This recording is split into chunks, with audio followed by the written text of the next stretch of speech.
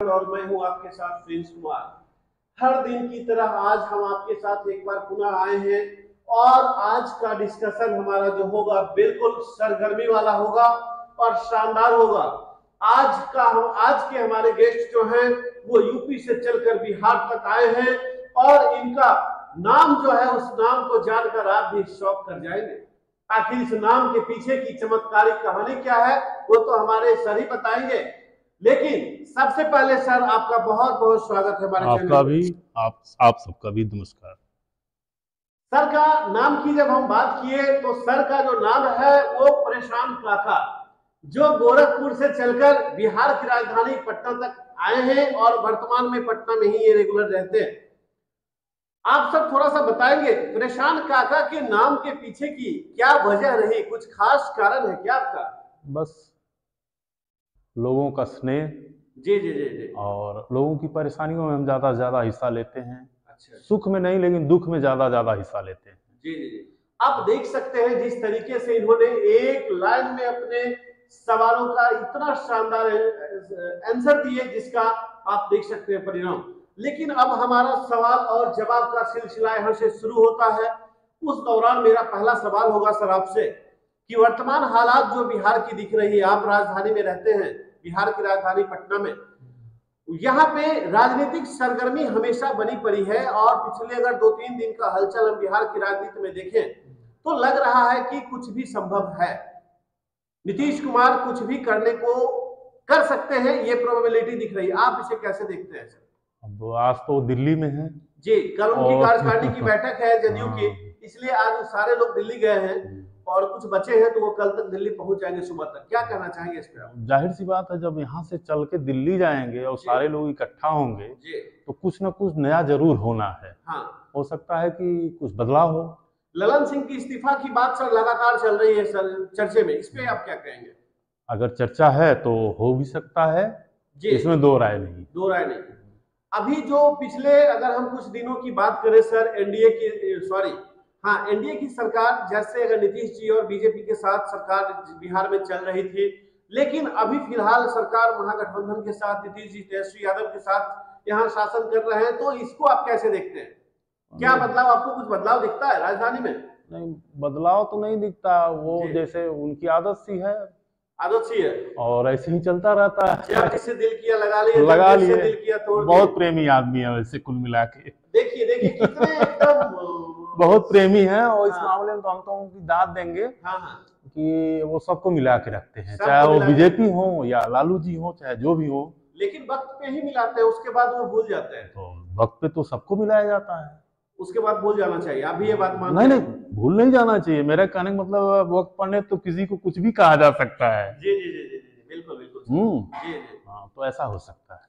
Sir आपसे अगला सवाल ये होगा कि बिहार में अगर हम वर्तमान हालात को में लॉ एंड ऑर्डर की बात करें तो कुछ ही दिन पहले बिहार में एक जगह से खबर आई थी, एक जिले से, कि एक दरोगा को कार से दबाकर मार दिया अपराधियों ने।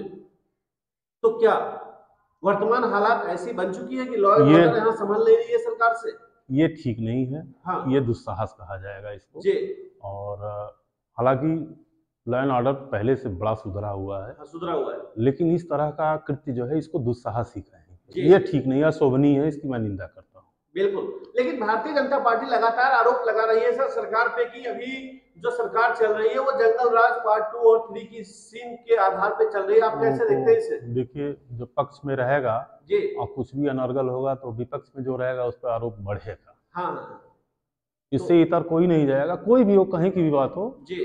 और ये गलत है और इस तरह का कृत्य नहीं होना चाहिए। जो आरोप जो लग रहे हैं वो आरोप उनके तरफ से लगाए जा रहे हैं तो ठीक लगाए जा रहे हैं। सर अगला सवाल आपसे ये होगा कि अभी जो वर्तमान हालात है बिहार की, सरकार जो महागठबंधन की चल रही है बिहार में, अगर आपको हम 10 नंबर दे, सारे ऑल ओवर पैरामीटर को अगर हम देखें तो 10 में कितना नंबर सरकार को आप देंगे? 10 में तो वैसे हम 2 से 3 नंबर देके, लेकिन शिक्षा का अगर देखें तो इसमें जो सुधार हुआ है थोड़ा सा कि और जगहों से अभ्यर्थी लिए जा रहे हैं, इसमें अगर 10 में नंबर देना होता तो मैं 10 में 10 देता। लेकिन ऑल ओवर देना है तो मैं 3 नंबर से ज्यादा नहीं। तो तो बहुत चिंताजनक है सर। 3 नंबर के पीछे की कहानी क्या है, जरा इस पे विस्तार प्रकाश डालें आप जितने सवाल पूछे हैं जी, वो उनके जवाब जो हमने दिया उसी में से आप निकाल लीजिए। लेकिन थोड़ा सा हम चाहेंगे सर और प्रकाश आप डालें ताकि हमारे दर्शकों को समझ में आसानी से आए। जो विकास की गति होनी चाहिए जी, मुख्य वही है। हाँ, वो उतनी अच्छी नहीं है जो होनी चाहिए। जी जी जी। इसका अच्छा, मुख्य वजह है। अब जब विकास की बात आप कर रहे हैं सर, तो मुझे याद है 2015 का जो लोकसभा चुनाव था हमारा, 2015 के लोकसभा चुनाव के दौरान तेजस्वी यादव एक कमिटमेंट किए थे, खास करके बिहार के नौजवानों से। वो कमिटमेंट ये था कि जब हम सरकार में आएंगे, सत्ते में आएंगे, तो हम 10 लाख नौजवानों को रोजगार देंगे। 2 दिन पहले परसों ज्ञान भवन में उनका प्रोग्राम था तेजस्वी यादव का। उन्होंने मेडिकल डिपार्टमेंट के स्वास्थ्य विभाग के लगभग सभी कर्मचारियों को सम्मानित करने का काम किया जो बेस्ट काम किए थे पूरे साल में। तो उस दौरान उन्होंने कहा था कि ये पिछले अभी तक जो हम लोगों ने 10 लाख का वादा किए उसमें हम 4-5 लाख लोगों को रोजगार दे चुके हैं, और जो बचे खुचे हैं 5 लाख वो भी हम 25 चुनाव के पहले दे देंगे। इस पे आप क्या कहना चाहेंगे? अब अभी वो राजनीति में नए हैं जी, और नक्शे कदम पर चलना चाह रहे हैं लालू जी के। जी जी, कोशिश कर रहे हैं, कुछ नौकरियां तो दिए हैं, भविष्य में अगर आ गए तो देंगे। क्या लगता है आपको, कामयाब हो जाएंगे? हमको तो ज्यादा उम्मीद नहीं लगता। ज्यादा उम्मीद नहीं लगता है, मतलब आप कह रहे हैं कि अभी संभावनाएं बहुत कम दिख रही है सर? संभावनाएं कम दिख रही है, लेकिन उम्मीद की जा सकती है सर, उम्मीद की जा सकती है। उम्मीद तो अब फसल जब बोई जाती है जी जी जी, तो कहीं पानी इकट्ठा करके आसमान में रखा नहीं जाता। बिल्कुल सर। एक तो बात उम्मीद की जाती है ईश्वर हाँ, से कि मैं फसल बो रहा हूँ तो समय से खाद दूंगा, हाँ, ऊपर वाले की मर्जी से बरसात होगा, जी जी, फसल अच्छी होगी। राइट। तो यही चीज लागू होता है कि वो वादा तो किए हैं, जी जी, अगर उनकी सरकार आती है जी तो कुछ करेंगे।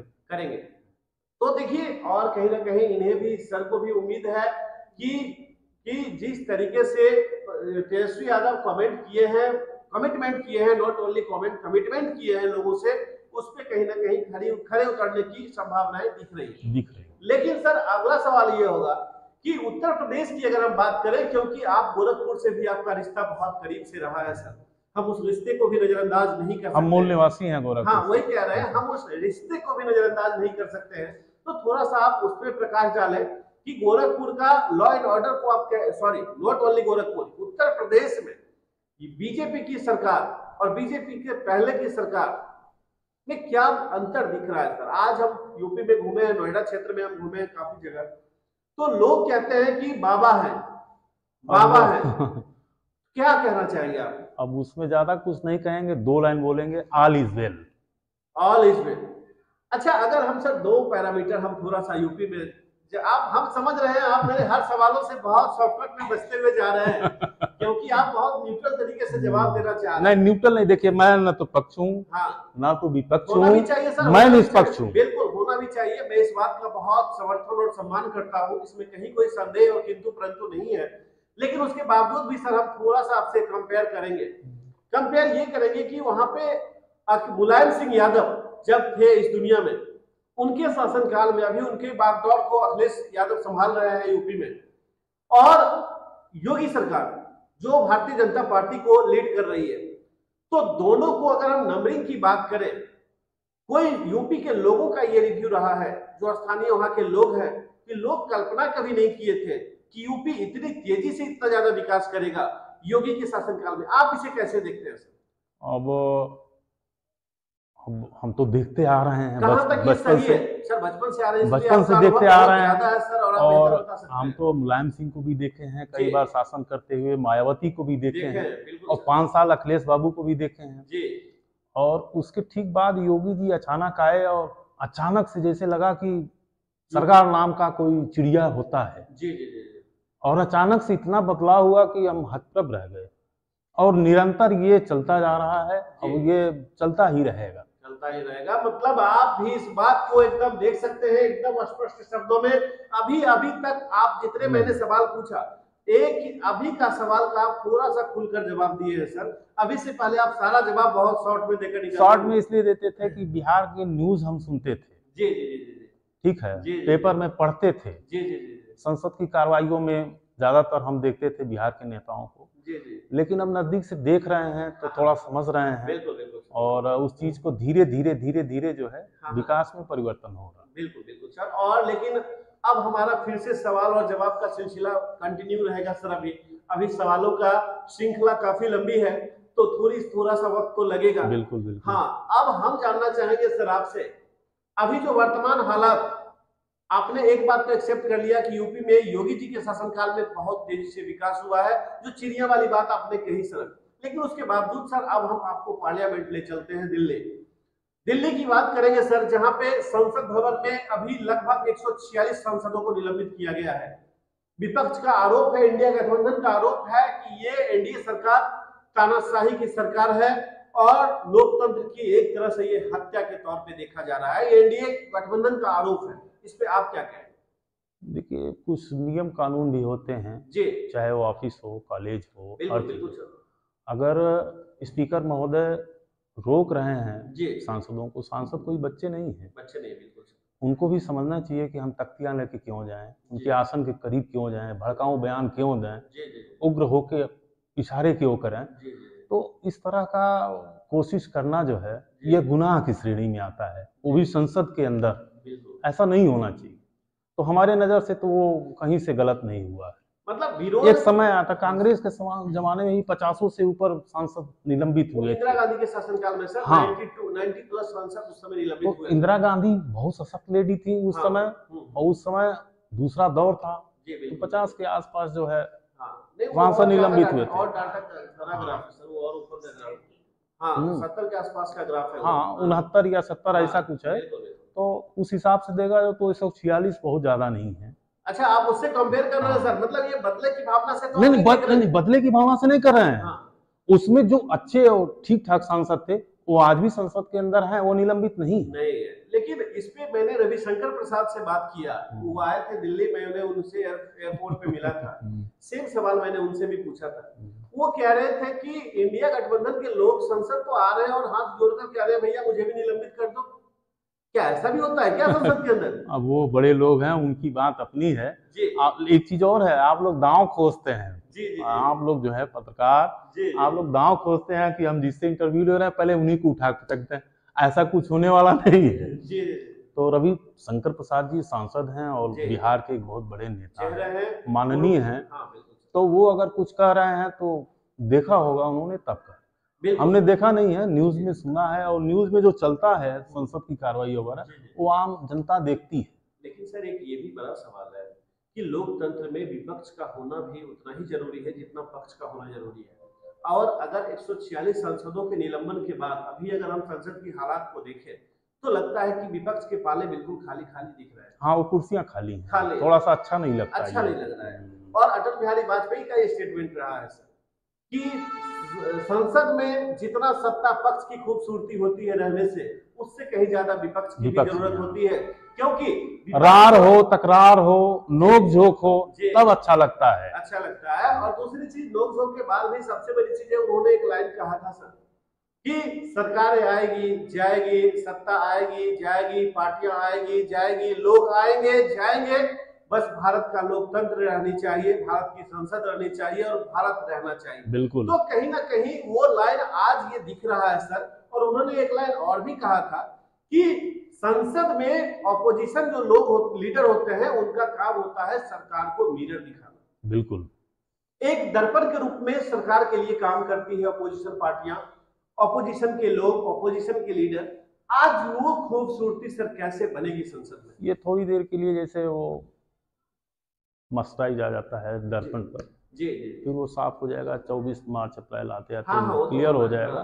तो ये थोड़ा सा उस पर आ गया है आवरण, वो आवरण हटेगा, वो निलंबित जो सांसद हैं वो आ जाएंगे वापस।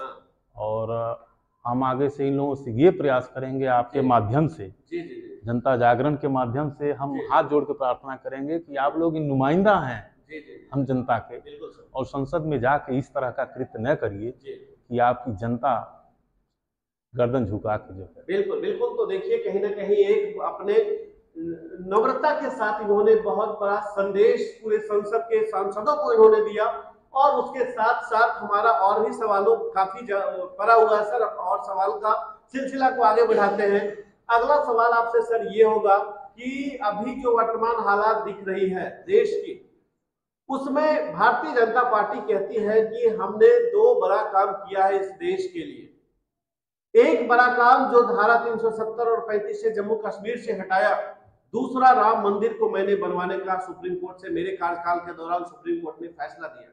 इस दोनों पैरामीटर को क्या आप वोट बैंक की राजनीति मानते हैं बीजेपी के लिए? नहीं, ये तो बीजेपी का बहुत पुराना एजेंडा था जी। जब उनकी 2 सीट थी तब से इसी को लेके चल रहे थे, किए हैं।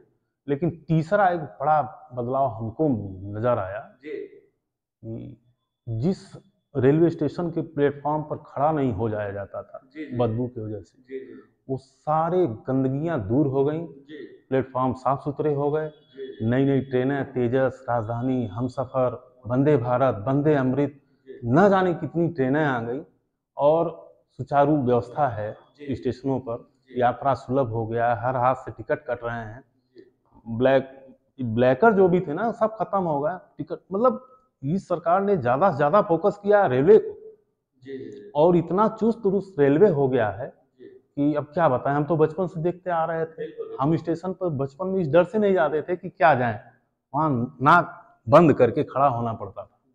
ये बदलाव दिखा सर आपको? बदलाव नहीं, ये एक तरह की इसको क्रांति कहा जाए कि भारत जैसे इतने विशाल देश में, इतने बड़े जनसंख्या वाले देश में एक इतना बड़ा परिवर्तन रेलवे में ये बहुत कम समय में देखने को मिला है। और आने वाले दिन में जो सुनने को मिल रहा है कि बुलेट ट्रेनें चलेंगी और ऐसी ट्रेनें हाई स्पीड की चलेंगी, ये 2 तो खैर उनका मुद्दा था बीजेपी का, आरएसएस का चला, लेकिन ये तीसरा बड़ा सबसे जो बदलाव आपको बड़ा क्रांति दिखा सर, बहुत बड़ी क्रांति। तो सर आपसे अगला सवाल ये होगा, जहां एक तरफ रेलवे में क्रांति की बात आप कर रहे हैं तो वही दूसरी तरफ देश का नौजवान नाराज चल रहा है। क्यों? क्योंकि आप समझ गए होंगे आगे क्या कहने वाले हैं। बिल्कुल। क्योंकि उन्हें सारी नौकरियां रेलवे को प्राइवेटाइजेशन की ओर ये धकेल रहे हैं, कर रहे हैं। कुछ स्टेशन प्राइवेट हो चुका है, कुछ रेलवे प्राइवेट, ट्रेन प्राइवेट हो चुकी है, तो उसके बावजूद आखिर ये कैसे बैलेंस बना पाएंगे 2024 के चुनाव में सर? अब ये तो उनका काम है, चुनाव वो लड़ेंगे, जीतेंगे, हारेंगे। मुझे क्या सुविधा चाहिए? मेरे नाक पे अंगुली नहीं होनी चाहिए, मैं स्टेशन पे जाऊं, स्वच्छंद मन से जाऊं, सुलभ यात्रा करूं। नौकरी कैसे मिलेगी? मिलेगी कहीं न कहीं, कुछ न कुछ तो करेगा ही, जिएगा खाएगा। मेरे जैसे नौजवान रोजगार कैसे करेंगे? अरे आप पत्रकारिता कर रहे हैं, हम यूपी से आके यहाँ कुछ कर रहा हूँ, ऐसे ही एक दूसरा आदमी कहीं न कहीं जाके कुछ न कुछ कर रहा है। कोई जरूरी थोड़ा है कि सभी लोग सरकारी नौकरी पाएंगे। सरकारी नौकरी पाके वो रेलवे के डिब्बों को साफ करेंगे, प्लेटफॉर्म को साफ करेंगे। अरे नहीं करेंगे तो प्राइवेट के लोग करेंगे, बढ़िया करेंगे, नीट क्लीन करेंगे। तो मतलब आप उससे संतुष्ट हैं सर? मैं संतुष्ट, कोई शिकायत नहीं? हमारे 3 बच्चे हैं साहब। अच्छा। पढ़ेंगे लिखेंगे तो नौकरी पाएंगे, नहीं पढ़ेंगे नहीं तो कहीं कुछ भी करें, जीविका तो चलाएंगे। बिल्कुल। तो ये तो खैर आपका है सर सोच व्यक्तिगत तौर पे, लेकिन हमारे जैसे हजारों लाखों नौजवान हैं, खास करके हिंदुस्तान की बात करें तो हिंदुस्तान का जनसंख्या का लगभग 65% जनसंख्या जो है वो यूथ है आज के समय में सर। और यूथ है जो यूथ के बदौलत आज हिंदुस्तान पूरे विश्व पे नाच कर रहा है। पूरा विश्व कहीं ना कहीं हिंदुस्तान के प्रति देखने का नजरिया विश्व का बदला है पिछले कुछ वर्षों में। लेकिन उसका बहुत कुछ श्रेय मोदी जी को भी जाता है, क्योंकि केंद्र की सरकार वो है तो लीड वो कर रहे हैं वैश्विक स्तर पे, वैश्विक पटल पे, तो उनकी छवि पे जाएगी। लेकिन जैसे आप देख सकते हैं G20 जैसा जो इस बार भव्य सम्मेलन हुआ सर हिंदुस्तान में, कितने भव्य तरीके से किया गया, इसके लिए सरकार को आप क्या कहना चाहेंगे? ये सरकार की उपलब्धि है और हम भारतीयों के लिए गर्व का विषय है कि इतना बड़ा आयोजन सुचारू रूप से और बहुत मतलब सकुशल संपन्न हुआ, विश्व स्तर पर भारत का नाम रोशन हुआ है। बिल्कुल सर। चलिए, तो आप बिल्कुल आपसे संसद से लेकर हम G20 तक पहुंच गए, लेकिन थोड़ा सा फिर से हम करेंट टॉपिक पे आएंगे सर। और अब ये है क्योंकि अभी का जो दौर चल रहा है ना सर, वो चुनावी मूवमेंट में देश बदल चुका है। ऐसे भी आप जानते हैं हमारे देश में, हमारा देश हमेशा इलेक्शन मोड में होता है। हर साल किसी न किसी राज्य में चुनाव होता ही है। इसको लेकर चुनाव आयोग का एक प्रस्ताव है, 1 नेशन 1 इलेक्शन की।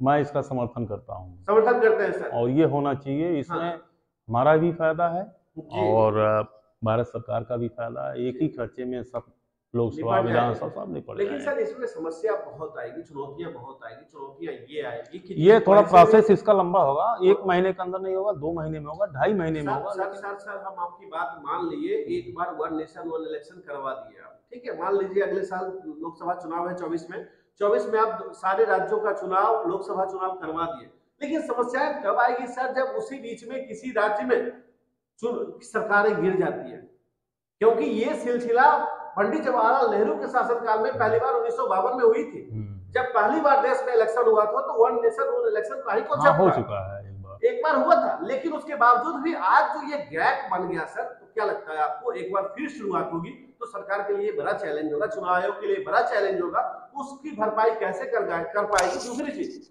संविधान से के दायरे से आप बाहर नहीं जा सकते, हमारे देश की ये विशेषता रही है सर, लोकतंत्र की ये विशेषता है, संविधान से बाहर हम नहीं जा सकते, तो इसे आप कैसे देखते हैं? दायरे से नहीं बाहर जा सकते हैं, उसमें सुधार कर सकते हैं। हाँ, तो सुधार में क्या कर सकते हैं सर, कुछ आपका अगर व्यक्तिगत विचार हो? मेरा इसमें नहीं है, ये तो बड़े लेवल की बात है, और ये बड़े लोग ही सोच पाएंगे कि इस गैप को कैसे भरा जाए। जी। अगर हमारे इतने स्टेट हैं, इक्का दुक्का अगर कहीं सरकार भंग होता है तो उसमें राष्ट्रपति किस लिए हैं, उनको भी तो मौका मिलना चाहिए राष्ट्रपति शासन के लिए। तो सर प्रोविजन है तो राष्ट्रपति, हमारे यहाँ राष्ट्रपति के लिए तो कोई काम ही नहीं है, तो एक दो राज्य अगर ऐसे होते हैं तो उनको थोड़ा जिम्मेदारी दिया जाए। बिल्कुल सर, लेकिन सर बात ये है ना कि राष्ट्रपति शासन आप एक बार में 6 महीने से ज्यादा के लिए नहीं लगा सकते, ये भी तो है ना सर, हमें संविधान के अंदर ही चलना होगा, कहीं ना कहीं हर रूल एंड रेगुलेशन के हर पहलू पर ध्यान देना होगा, तभी हम उसको इम्प्लीमेंटेशन तक पहुंच पाएंगे। तो उसका भी तरीका है, जैसे जम्मू कश्मीर में चल रहा है राष्ट्रपति शासन जी, तो उसी प्रोसीजर पर आगे बढ़ा जा सकता है। कहीं ना कहीं ये फाइनली मिला जुलाकर अगर देखा जाए तो वन नेशन वन इलेक्शन का भरपूर समर्थन कर रहा है, भरपूर। चलिए वर्तमान स्थिति पे आते हैं सर, अब राम मंदिर का उद्घाटन में मात्र 20 दिन बचा है सर, 20 या 22 दिन बचा है, आप क्या कहना चाहेंगे सरकार को और विशेष तौर पर देशवासियों को? देशवासियों को कहेंगे कि 22 तारीख के बाद ही जाएं, 22 तारीख को न जाएं अयोध्या जी, बहुत भीड़ भाड़ होगी, 58 देशों के राजनयिक आ रहे हैं जी, और पूरे भारतवर्ष से जितने VIPs हैं, सेलिब्रिटी हैं, क्रिकेटर हैं, ये सारे लोग आ रहे हैं, बहुत लंबा मूवमेंट होगा, तो भीड़ से बचने के लिए तो मेरा ये हाथ जोड़ के प्रार्थना है, 22 तारीख को आप कदापि न जाएं, अगर दर्शन करना है तो आप 22 तारीख 23, 24, 25 में जाएं, उसके बाद जाएं, यह बेहतर है। लेकिन हाँ सर, लेकिन अब एक बात ये होगा सर कि ये इतनी बड़ी व्यवस्था यूपी सरकार के लिए एक बड़ा चैलेंज से कम नहीं है सर, आप इसे भी देख सकते हैं, क्योंकि पूरे हिंदुस्तान ही नहीं पूरे विश्व के बड़े बड़े सेलिब्रिटीज को इनविटेशन गया है, और कई हजारों VIP गेस्ट वहां पे आ रहे हैं सर, उनका प्रोटोकॉल को अलग ध्यान रखना होगा, सरकार कैसे मैनेज कर पा रही है, इसको आप क्या सोचते हैं? सरकार तो महीनों से लगी पड़ी है, अभी हमारे आज एक मित्र थे अयोध्या से, हमारी बातचीत हुई है जी, तो पूछने लगे वहाँ हालचाल, तो बताने लगे अरे भैया यहाँ तो 15 दिन पहले में मशीन लेके पूरा सड़किया खोजात है। बिल्कुल वहाँ की जो मूल भाषा है, उन्होंने कहा कि 1 महीना पहले में पूरा सड़किया खोजात है जी। और इतना टेंट सिटी बनत है, इतना वो बनत है, यहाँ होटल कम पड़ जाता है, सुरक्षा व्यवस्था तीबा कि बाहर गाड़ी सब जो रोक जाता है, 20 तारीख के पहले जे आ जाए फिर आवल मुश्किल है। अच्छा, तो देखिए सर, अयोध्या की अंदर की बातें बता रहे हैं जो शायद हम यहाँ से आपको नहीं बता पाएंगे, इस बात को समझने के लिए हमें अयोध्या तक पहुंचनी होगी। दूसरी अगला सवाल ये होगा सर कि आपने एक लाइन में तो कह दिया भाई आप 22 को मत जाइए, दूसरी चीज ये होगा कि आपको सर कितनी खुशी है राम मंदिर के इतने भव्य निर्माण से?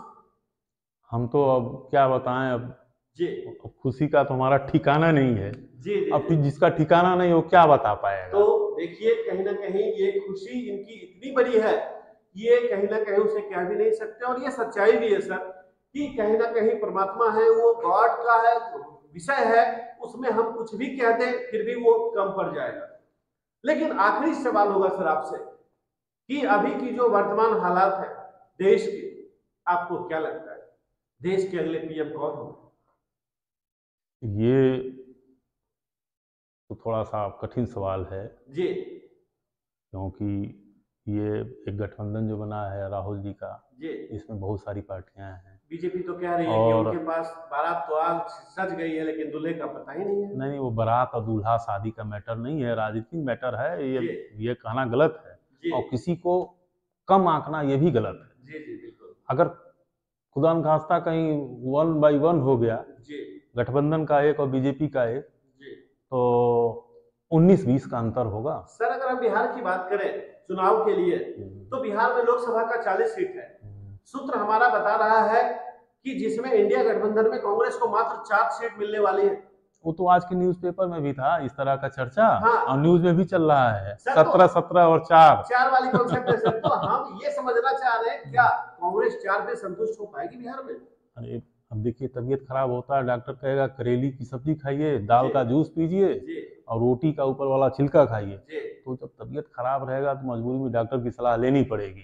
तो वही हालत आज है गठबंधन में कि बिहार में ये दबा रहे हैं, पंजाब में वो दबा रहे हैं, बंगाल में प्रेम भाव में ममता दबा रही हैं, तो ये तो दबाव बना रहेगा। हाँ सर, तो बिल्कुल। और हम सर थोड़ा सा और समझना चाहेंगे आपसे, 40 सीट में सर बिहार में इंडिया गठबंधन कहां तक आपको खड़े होते दिख रही है?